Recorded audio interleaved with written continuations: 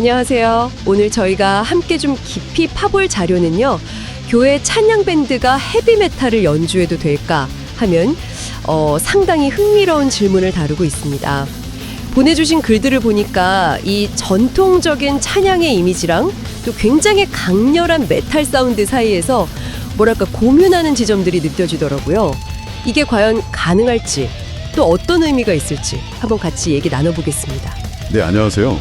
이게 교회랑 헤비메탈 이 두 단어만 딱 붙여놔도 뭔가 좀 낯설고 어쩌면 충돌하는 느낌이 강하죠. 자료들을 보면 이게 단순히 음악 취향의 문제는 아닌 것 같아요. 그렇죠? 신앙을 어떻게 표현할 거냐, 뭐 예배의 본질은 뭐냐, 공동체는 이걸 받아들일 수 있냐, 이런 것까지 다 연결되더라고요. 맞아요. 핵심은 결국 그 음악 스타일 자체가 문제인 건지 아니면 뭐 다른 중요한 게 있는 건지 이걸 따져보는 거겠죠. 그렇죠. 단순히 좋다 싫다를 넘어서는 거죠. 자, 그럼 한번 풀어보죠. 그 자료 중 하나가 교회 음악의 어떤 근본적인 목적 이걸 딱 짚어주던데요. 결국엔 하나님을 찬양하고 또 예배하는 사람들이 하나님께 좀 더 집중하도록 돕는 거. 이게 핵심이라면 꼭 어떤 특정 스타일만 고집해야 하나 이런 생각이 들더라고요. 네, 바로 그 지점이에요. 이게 재밌는 게 그 보내주신 자료에도 인용된 시편 150편 있잖아요. 거기로 보면 오히려 뭐 나팔, 비파, 수금 이런 거 말고도 소리 높은 재금, 큰 소리 나는 재금으로 막 찬양하라고 하거든요. 아, 네네. 악기들이 꽤 시끄러운 악기들이죠, 사실. 맞아요. 그러니까 꼭 조용하고 부드러워야만 경건하다. 이건 어쩌면 우리의 고정관념일 수 있다는 거죠. 그래서 이 관점에서 보면 중요한 건 음악 장르 그 자체가 아니고 그 안에 담긴 어떤 진정성, 또 가사의 메시지, 연주하는 사람의 태도, 뭐 이런 게 아닐까 하는 해석이 가능한 거죠. 하긴 그런데요. 근데 또 헤비메탈 하면 그 특유의 강렬함이나 뭐랄까 대중적으로는 좀 어둡거나 반항적인 이미지도 없지 않잖아요. 보내주신 글 중에도 그래서 초기에 교회 안에서 좀 거부감이 꽤 있었다 이런 내용이 있었고요. 기독교적인 가치랑은 좀 안 맞는다 이런 생각도 있었던 것 같고요. 아, 정확해요. 처음에는 뭐 세속적이다, 지나치게 시끄럽다 이런 비판들이 분명히 많았죠. 근데 바로 그 지점에서 소위 크리스찬 메탈 또는 화이트 메탈이라고 부르는 흐름이 생겨난 거예요. 자료에도 스트라이퍼나 스킬렛 같은 밴드들 얘기가 나오잖아요. 이 사람들은 헤비메탈이라는 그 음악 형식을 빌려서 오히려 더 강력하게 신앙적인 메시지를 전하는 거죠.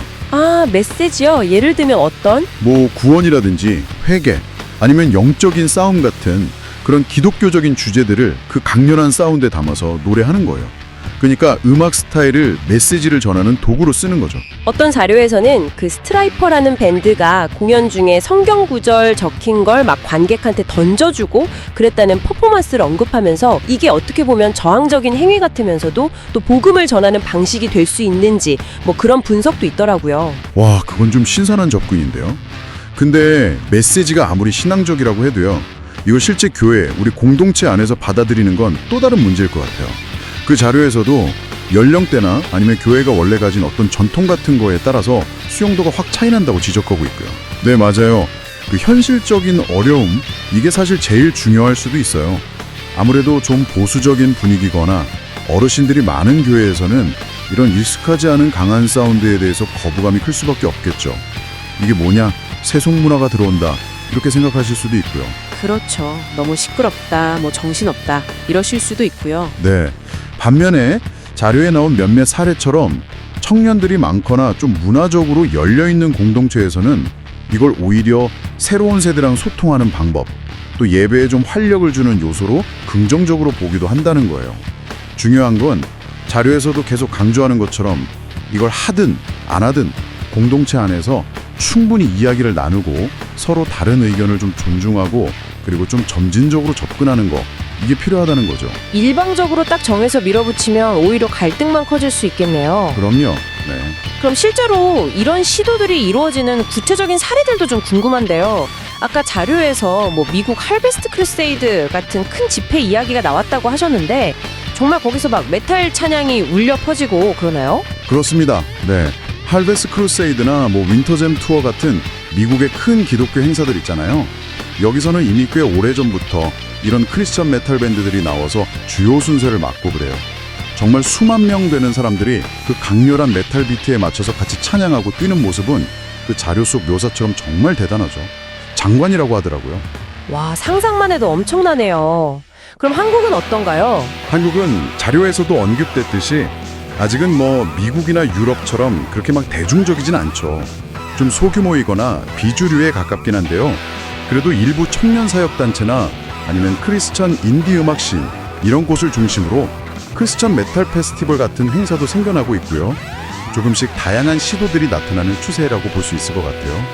그렇군요. 결국 교회에서 헤비메탈 찬양 이거 가능한가?